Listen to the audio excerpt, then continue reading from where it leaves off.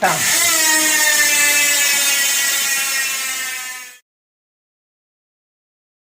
Yo mga padyak, review lang natin. Weapon ambush hubs versus speed 1 sniper hubs. Tingnan lang natin kung sino mas maingay sa dalawa.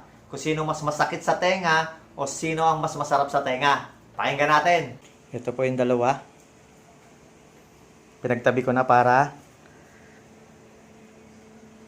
malaman talaga natin kung sino ang mas malakas sa kanila. Sa kaliwa ko yung itim. Ito yung Speed 1 Sniper. Kulay black. Kasi black yung bike, kaya black din yung hub. Sa kabila naman yung silver. Silver din yung hub. Ito yung Weapon Ambush. So ito po ang Speed 1 Sniper. Ito ang Weapon Ambush. Testing natin ito sa freewheel.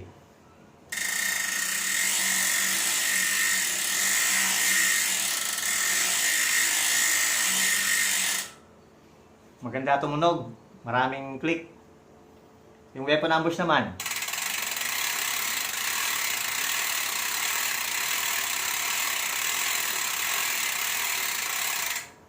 Halos parehas lang ng lakas.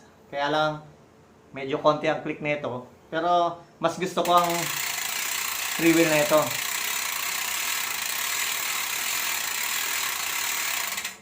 Ayan, parehas sila ng distance.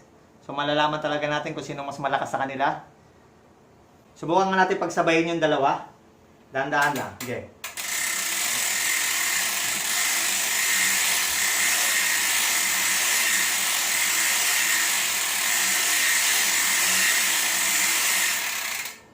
So medyo mas malakas ng konti ito sa freewheel kaysa dito.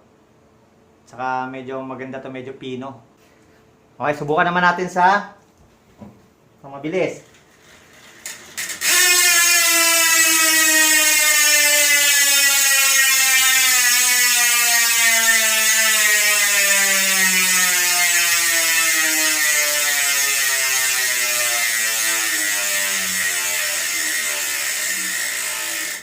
Ayun, parang eroplano.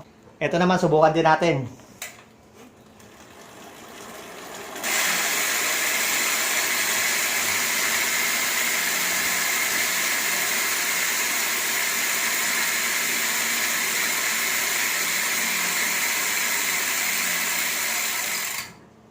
Yun lang, hindi siya masyadong malakas. Ito parang eroplano.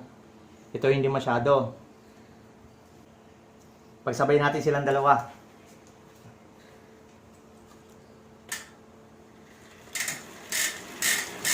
Tang.